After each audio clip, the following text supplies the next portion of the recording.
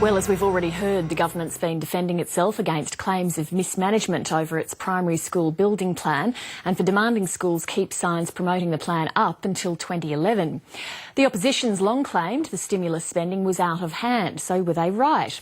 To discuss this and other issues of the week, I'm joined by the Parliamentary Secretary for Employment, Jason Clare, and the Shadow Minister for Housing and Local Government, Scott Morrison. Welcome to both of you. Good evening. Good evening.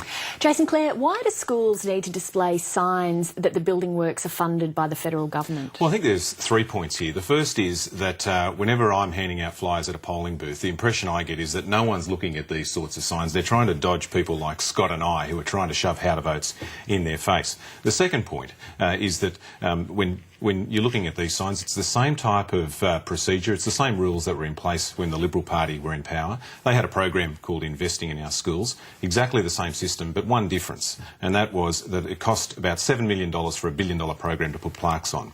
Now, that's 50 times the amount of money in proportionate terms that was spent on plaques under the Liberal Party when they had their scheme than what we've got here. But if nobody's looking at them, what's the point of them?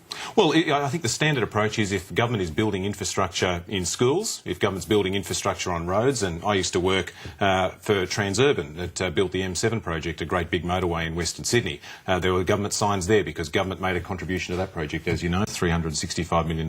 When government puts money into projects, then they usually put signs up. It's the same thing the Liberal Party did when they were in power. Well, the Liberal Party also had mandatory detention and work choices. You're going to embrace that as well? No, I think work choices is dead and buried as long as the Liberal Party don't come back to power. The work choice is a little bit like that Austin Powers movie where they've tried to freeze dry Austin Powers.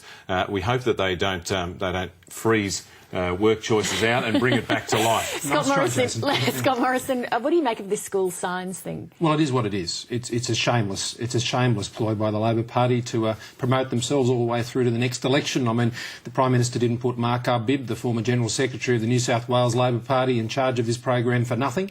It is a program simply for the government to promote itself. I mean, we all know that every public school is a polling booth, and for the government to insist on these signs to remain in place until after the next election is what it is. And the government can say all they like, but I don't think the Australian public are stupid about these things. I think they see through them very clearly, and it's absolutely shameless. Well, what about Jason Clare's point that you guys did it? This is on every single school, and the government is pursuing this program of reckless spending for one reason. They're addicted to spending money. Address his argument that your side did the same thing. Well, I think we're talking about a completely different scale of programs here, and we're talking about things on every school which is a polling booth. Now, if the government were going to be serious about this program, then they'd be focusing on ensuring these projects were being delivered properly and not going through all the problems we're seeing right around the country with this program. So, look, at the end of the day, Mark Bibb is using this as a political tool. That's what Mark Bibb does. That's what he's for. And that's what Kevin Rudd's asked him to do. When the signs have to stay up till March 2011, which is the latest point at which an election can be called, how can it be seen as anything other than just political opportunity? Well, I think that date is determined by the time frame to actually build this infrastructure. We're talking about halls and libraries, new classrooms, upgraded classrooms for every primary school around the country. 7,900. The signs have to stay up, is my understanding. Well, the signs stay up until the project's finished. And again, same rules that applied when the Liberal Party was in power. They have to stay up after they're finished until the whole scheme is finished. It just so happens which is after the next federal election. So I'm sure Mark thought that through when he put the rule in there, and the government will force that on schools. It will mandate them on schools. Big difference and here, schools Scott. will have to comply. Big difference here, Scott, and that is that we are building the infrastructure that schools need and supporting jobs in the community at a time of a global recession. The Liberal Party were building flagpoles in schools. That was their education agenda. I can tell you what they built in my electorate. They built computer schoolrooms. They put fences around schools. They built school halls as well. We had plenty of school halls before Julia Gillard ever became Deputy Prime Minister. It's not like Julia Gillard invented the school hall. They've been built before.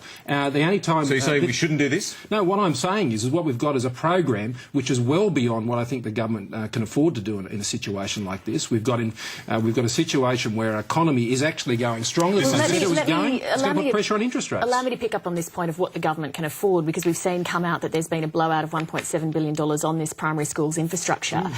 How is diverting money out of social housing, out of home insulation, out of high school science and language laboratories to cover this extra cost a good idea? Well, the building of halls and libraries and classrooms in schools is the most capital intensive and labour intensive of all of those stimulus projects in the stimulus package. That's the first point to make. Let me give you a good example. In my electorate in Western Sydney, at Sacred Heart Primary School, you've got a hall being built there at the moment, 20 people on the job. Two of the workers that are working there today are long-term unemployed people. Until they got this job, they were unemployed for 12 months. They're now working on site. That's just one example. It's occurring all around the country. So these projects are building the infrastructure that schools need and our young people need now, and they're protecting jobs and supporting jobs all around the country. Scott Morrison, Julia Gillard says that the stimulus spending, by its nature, had to happen fairly quickly. Of course, there are going to be details that had to be ironed out and things that would have to be tweaked as it went along. Isn't that perfectly reasonable? No, I don't think it is, because the government largely rushed this scheme together and they didn't consider all the safeguards that needed to be in place for a program. I mean, this is $42 billion when you include the cash splash as well. You can't just go around spending money without those sort of safeguards in place. And we've seen many, many problems, and now it's being referred to the Auditor General. We've got pink backs which are being put in and the money's going to China. In my own area in housing, they've built 6 houses since the 1st of April. 6 houses. So any savings that should be coming from these programs where they've miscosted, they've misappropriated, or they haven't had sufficient checks and balances in place, any savings should be going to actually reducing debt, because it's the mounting debt and it's the stimulus going beyond its use-by date which is going to put pressure on interest rates. And people may like this spending to various degrees, but at the end of the day, when it starts pushing interest rates up and makes their homes more expensive, then I think they'll take a different view. Jason Clare? Well, I think this is an important point. It shows just how out of touch the Liberal Party is.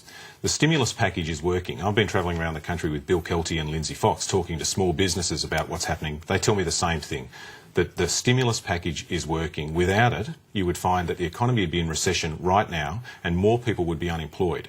Go back to the 3rd of June and you see the national accounts come out. We were positive there when the rest of the world plunged into recession. The Treasury modelling shows that without the stimulus package, we would have went into recession. Now, take it a few days forward and have a look at what happened with consumer confidence and business confidence. They've rocketed up, the biggest jumps in consumer and business confidence in 20 years. That's the psychological impact of the stimulus package, bigger than what Treasury could have predicted. And that's the benefit of the stimulus package. So for the opposition to say we should pare it back now or pull it out shows just how out of touch they are. It's not just but the opposition. doesn't Labor have all of these independent